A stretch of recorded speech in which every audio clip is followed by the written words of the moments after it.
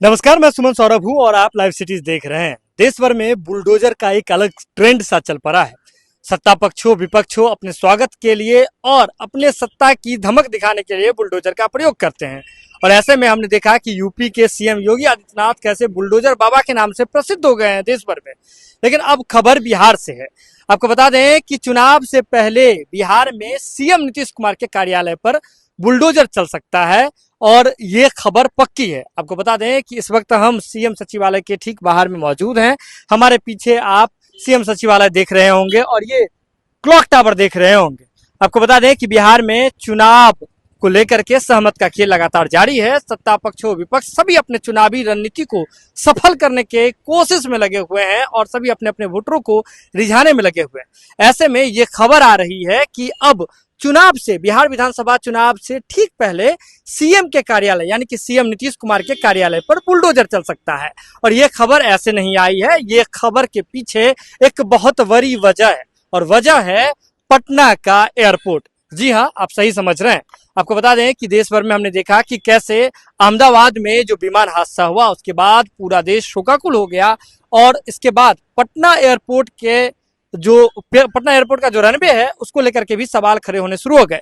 कई यात्रियों ने बताया कि पटना एयरपोर्ट पर उतरते वक्त उन्हें डर लगता है क्योंकि यहाँ का रनवे काफी छोटा है। तो ऐसे में अहमदाबाद के घटना से सबक लेते हुए एयरपोर्ट अथॉरिटी ऑफ इंडिया ने बिहार की राजधानी पटना में जो एयरपोर्ट है उसका सर्वेक्षण किया और उसके बाद यह पाया गया कि यहाँ लैंडिंग में जो दिक्कतें आती है उसके कारण का पता लगाया जाए। और ऐसे में कारण का पता लगाते हुए उन्हें यह पता चला कि सीएम सचिवालय यानी कि ये जो आप पुराना सचिवालय देख रहे हैं इसके पीछे जो ये घंटाघर दिख रहा है, इस घंटाघर की वजह से पटना में एयरपोर्ट के लैंडिंग में दिक्कत आ रही है। ऐसे में एयरपोर्ट अथॉरिटी ऑफ इंडिया ने यहाँ के प्रशासन को एक पत्र लिखा है और पत्र में उन्होंने इस बात की जानकारी साझा की है कि इस घंटाघर के जो इस क्लॉक टावर को करीब 17.5 मीटर छोटा कर दिया जाए। अगर फीट में देखें तो करीब यह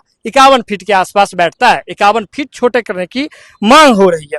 इस घंटाघर का एक दिलचस्प इतिहास है। 1917 में जोस फिलियस मनी जो इंग्लैंड के निवासी थे उनके द्वारा उनके देखरेख में इसका निर्माण कराया गया था और जब इसका निर्माण हुआ था तब यह 1998 फीट की ऊंचाई रखती थी। लेकिन इसके ठीक बाद 1934 में जब भूकंप आया बिहार में, उस भूकंप के दौरान इस टावर की जो हाइट है, टावर की ऊंचाई वह छोटी हो गई और 1998 से घट करके 1984 फीट हो गई थी। लेकिन अब जब एयरपोर्ट अथॉरिटी ऑफ इंडिया ने सीएम कार्यालय के इस घंटा घर को छोटा करने की मांग की है, यानी कि बुलडोजर चलाने की, इसे छोटा करने की मांग की गई है। अगर ये छोटा होता है तब इसकी ऊंचाई मात्र 134 फीट रह जाएगी, यानी कि करीब इसे 51 फीट के आसपास छोटा करने की बात कही गई है। अगर ये छोटा हो जाता है तो मात्र 134 फीट इस घंटाघर की ऊंचाई रह जाएगी।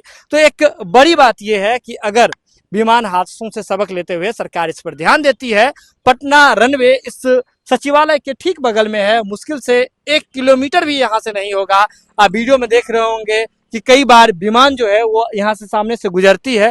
तो इस रूट मैप में जब लैंडिंग करती है विमान तो इस घंटाघर के कारण, इस क्लॉक टावर के कारण विमान को लैंडिंग में खासा दिक्कत का सामना करना पड़ता है। यह बात एयरपोर्ट अथॉरिटी ऑफ इंडिया के सर्वेक्षण में निकल करके सामने आया है। और अगर इस सर्वेक्षण रिपोर्ट पर काम किया जाता है, जो पत्र एयरपोर्ट अथॉरिटी ऑफ इंडिया की ओर से जो सरकार को लिखा गया है, प्रशासन को लिखा गया, अगर इस पर काम होता है तो सीएम सचिवालय पर बुलडोजर चल सकता है। और बुलडोजर चलने के बाद इसकी जो टावर है, ये पटना का ऐतिहासिक जो टावर है, वास्ट टावर है, इसकी ऊंचाई घट करके छोटी हो सकती है, 134 फीट का ये हो सकता है। अब ये देखना दिलचस्प होगा कि चुनाव से पहले सरकार इस पर कितना जल्दी एक्शन लेती है या फिर यह बात अभी फाइलों में ही दब करके रह जाता है।